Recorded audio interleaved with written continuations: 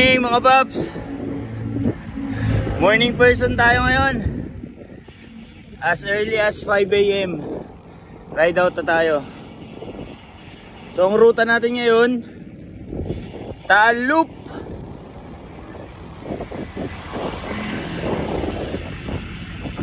Taal Loop na nag-iisa. As always. Tingnan natin. Tara! Kung di tayo nagkakamali mga paps, alam po yung ikot mismo ng Taal is 100 kilometers na yon. So plus 2 kung saan tayo nanggaling dito sa Dasma. So from Dasma, akyat muna tayo ng Tagaytay. And then pagdating ng Tagaytay, nag-iisipan pa natin kung saan tayo bababa, sa Sampaloc ba or sa Sungay. Hindi pa tayo nakababa or akyat sa Sungay eh. Tingnan natin kung meron tayong lakas ng loob na bumaba doon kasi sobrang matarik tsaka matulis yung mga liko doon eh. So tingnan natin. Basta ang goal natin matapos tong Taal Loop all alone at makauwi nang hindi gumagabi at makauwi rin nang hindi pa nasisiraan ng ulo.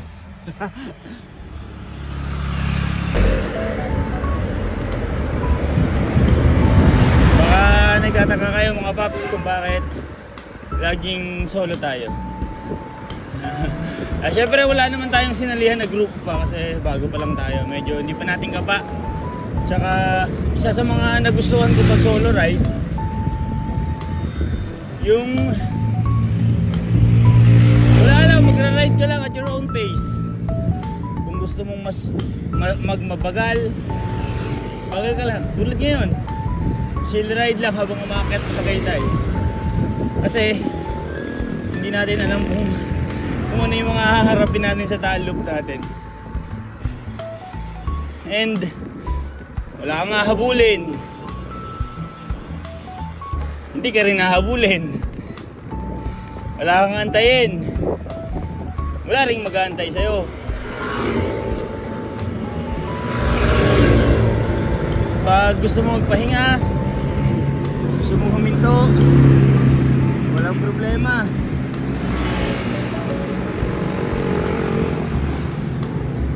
Siguro yun lang, kapag nagka-aberya wala ka talagang katulong, solo ka lang. So minsan naman mayroong mga rider na hihintuan talaga pag may nakitang mayroong ka-rider na may aberya.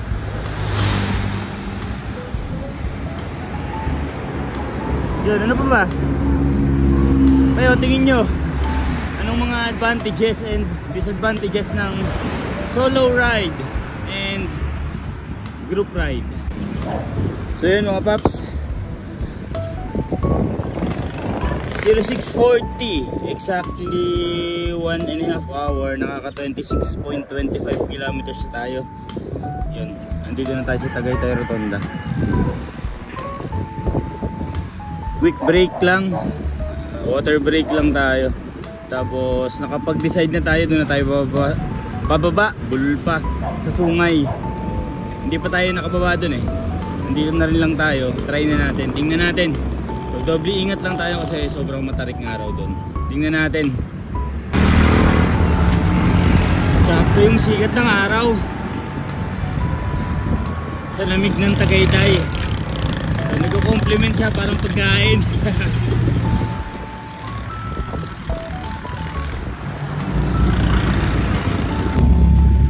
Yun mga paps, dito na tayo sa bukana ng Sungay, also known as Ligaya Drive. Tara, mukhang hindi tayo makapag-video pa baba kasi bukod sa delikado, hindi pa natin to kabisado. Tapat lang siya nitong school mga paps. Hinahanap po yung marker, wala. Yun o. Dito tayo. Nakababa na tayo dito dati pero nakasasakyan tayo nun eh. Ngayon tingnan natin nakabike. Sayang yung view, di natin na video pati yung pagbaba kasi nga delikado.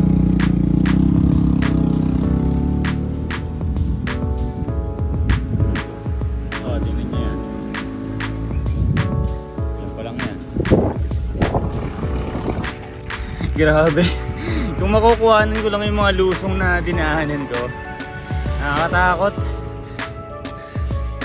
Dapat talaga hindi ka makakuha ng momentum sa lusong. Kasi pagka nakuha mo na yung momentum sa lusong at binigay mo pa, wala. Malabo ka na makabalik. Ubus yung preno. Puro ganyan, Pops, oh. Hindi ko alam kung ilan na yung nadaanan kong ganyan. Oh, dun pa sa kabila. Oh. Dito tayo, Pops, sa baba na sungay. Kala ko ba Ligaya Drive? Hindi ako lumigaya eh. Kinabahan ako eh. Yun. Kumanan lang tayo mga Pops sa baba ng sungay. Tapos hanap muna tayo ng mga kainan bago tayo dire-diretso na ikot. Ang akit na natin sa Sampaloc. Huwag dun sa sungay. Mga dun talaga. Siraan na tayo ng ulo. Kain muna tayo.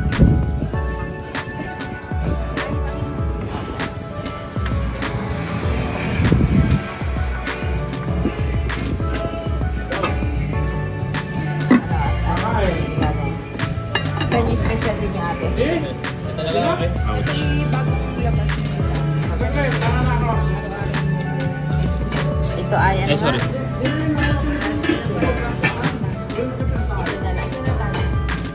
Ano yung isang buyan?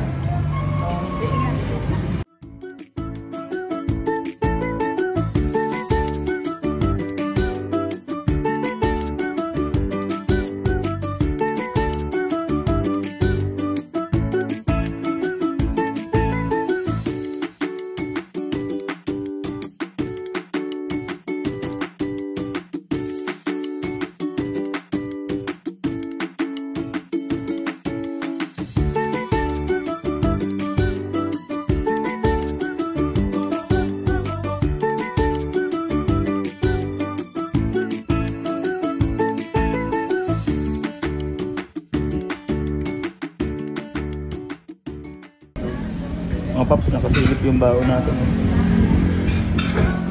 Hi. 8:26. After kumain, ride out na ulit tayo mga Pops. So, next stop natin, Taal. Ayan, dyan na sir. Ayan, yan ang huling challenge natin mamaya. Yung Sampaloc climb. Huling climb natin. After natin umikot sa Taal, aakit tayo dyan.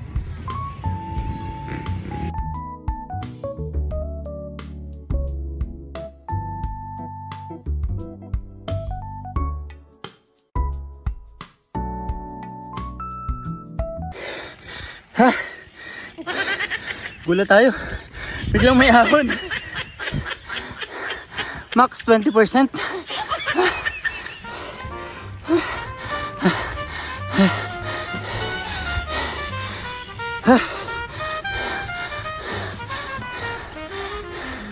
Ito na ata yung papunta ng Buso-Buso. May isa pa.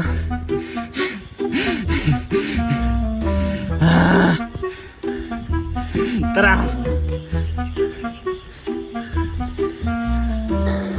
18.6 dito.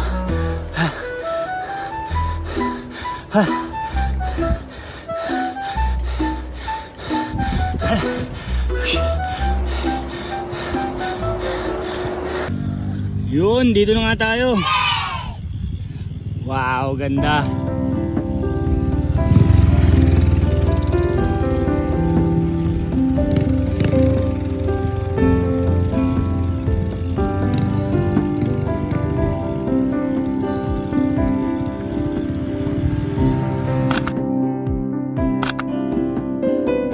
Touchdown, Buso-Buso.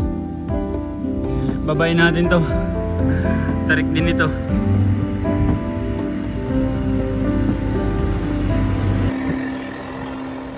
Simula dito sa marker, 23 kilometers pa papuntang simbahan ng Taal. Tara.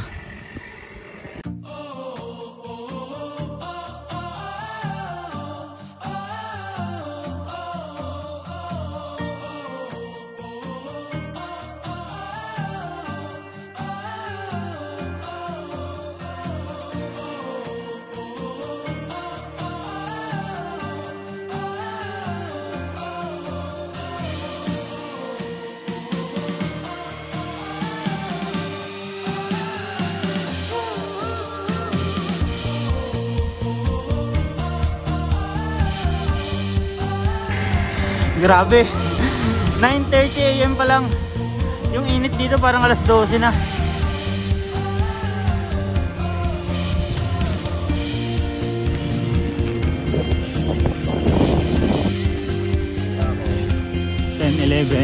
Dito na tayo.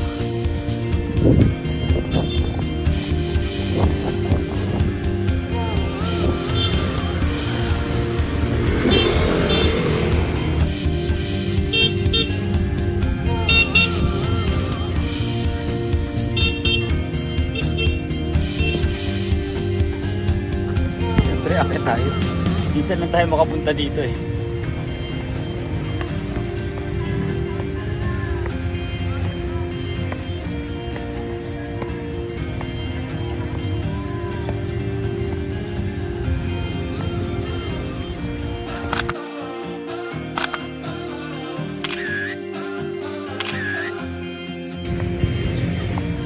Tapos na tayo mag-picture. Ride out na tayo. Baka masyado tayo matagalan dito. Tara. So, simula dito sa Taal, mga 30 kilometers pa hanggang makarating tayo ng Cuenca, Batangas. So, baka doon na tayo mag-lunch sa Cuenca. Tara. 11:28. Papasok lang natin ang bayan ng Cuenca. Hindi tayo nagugutom. Dito tayo sa una-unahan pakakain. Nakaka 94 kilometers na tayo.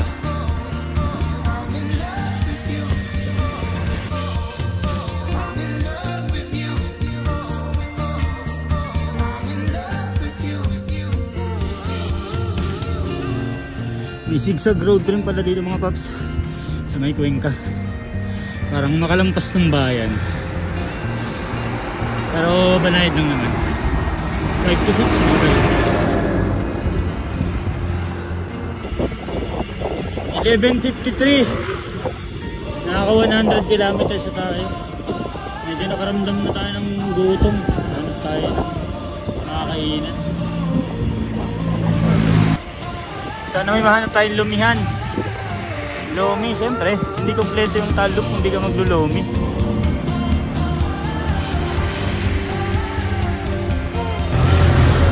Ito, lumi. Balikan natin. Lagpusan natin. Ayan. Ito pa sila. Cheese!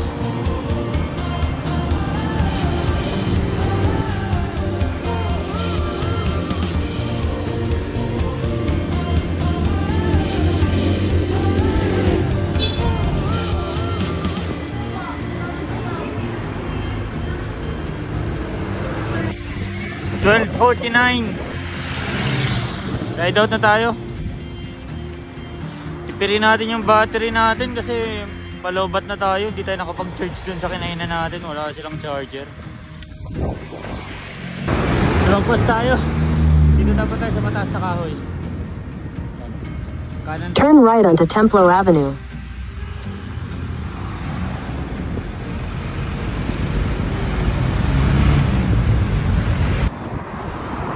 Dito na tayo mga paps sa bayang pinagbahala. Sana all. Mataas na kahoy wala talaga. Pero ang ganda dito. Yun o.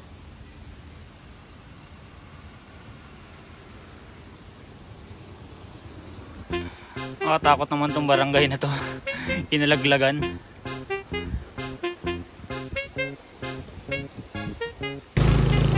Yan, tumataas na kahoy. Ganda rito.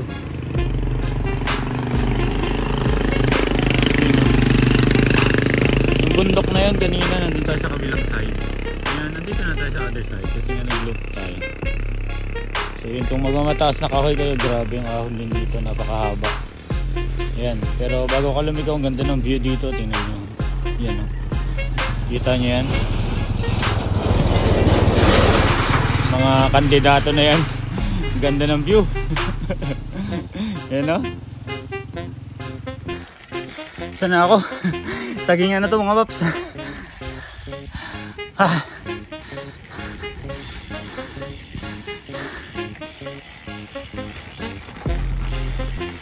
Liblib na to.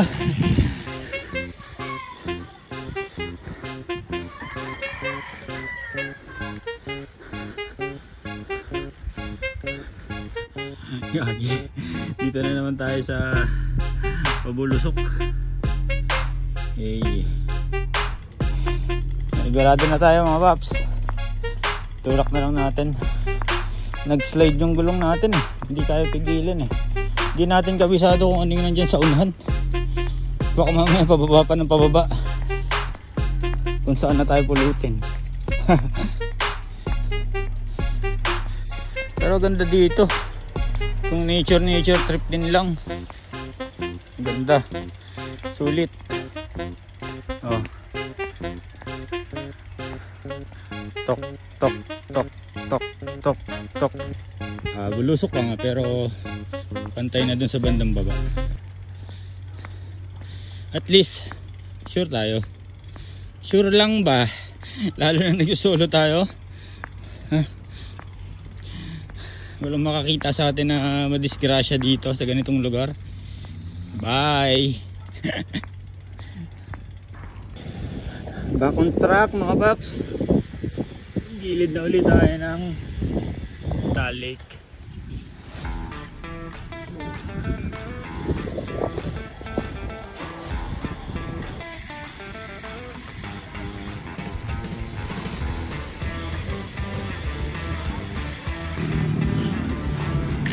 Nakabalik din paps sa main road.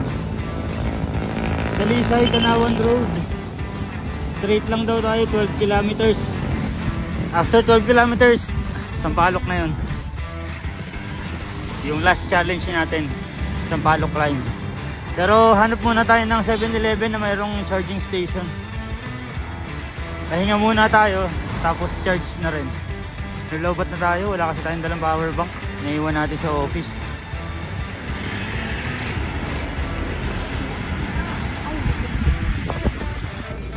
10% na lang. Buti nandito tayo sa bayan ng Talisay. May charging station ng 7-Eleven. Safe. Any additional po? Yan. Tapos pwede yung suklit ng sa charging station. 100 po. Yun mga paps. Nakapag-charge tayo dun sa 7-Eleven from 9% to 38%. 3:35 ride out na tayo. So huling challenge for this ride, yung Sampaloc climb pataas ng Tagaytay. Tara. Init pa rin.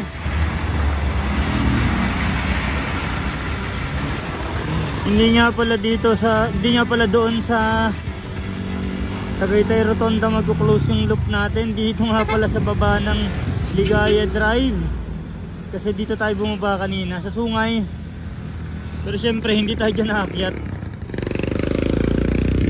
Baka masira yung ulo natin dyan. Dito tayo sa Sampaloc. Mga paps, dito na tayo sa baba ng Sampaloc climb. So ito yung huling challenge, pinaka-challenge dito sa ruta natin ngayon. Isa pa lang yan, akit na agad. Ayan o. 12 kilometers yan, halos lahat ahon. Tingnan natin. Tara.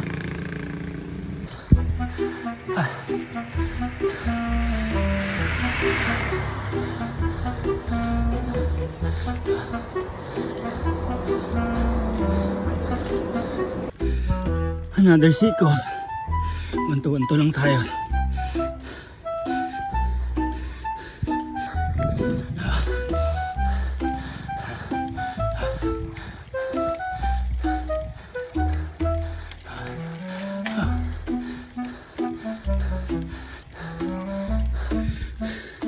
Yun, Arco. Banayad na raw pagdating dito sa Arco. Pero ahon pa rin.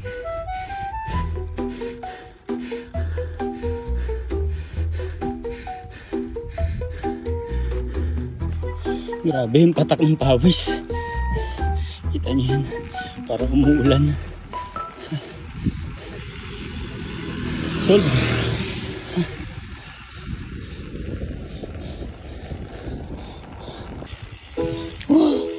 Sa wakas, after 7 kilometers na ahon, ito na yung tulay ng Pag-asa. Recovery to. Konting lusong. Tapos, ahon na uli. Then, andun na tayo. Wow! Pwede ka na ulit sabihin, sarap magbike!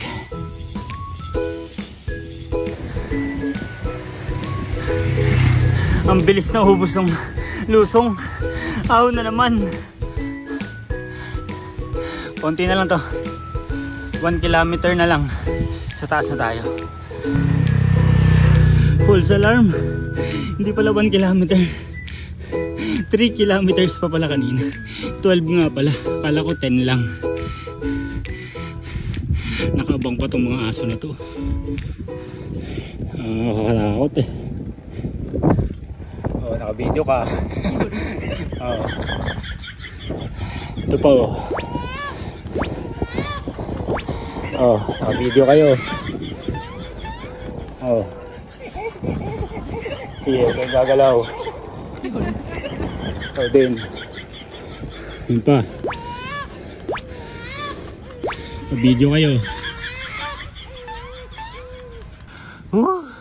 Kita ko na yung building. Nakakatuwa naman. Ayan na yung taas.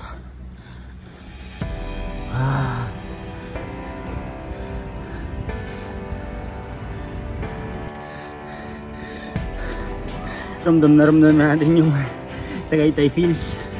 Ang lamig ng hangin. Sarap.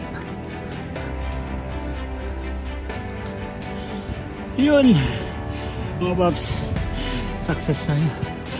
Ito na yung rotonda. Yung sinabi natin kanina na dito mag-start yung loop natin. Ito close natin yun.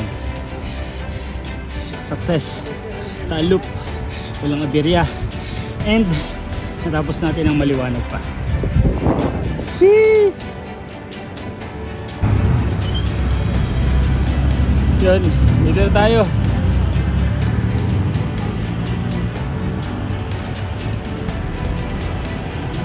Officially done sa ating first loop.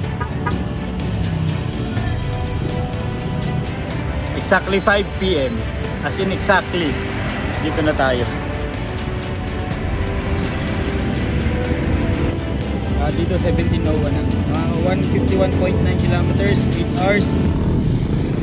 Diyan na tayo sa Aguinaldo Highway. Puro baba na yan. Suwi na tayo. Sana maliwanag din tayo makarating sa bahay. Dito na lang. Hanggang sa susunod. Bye.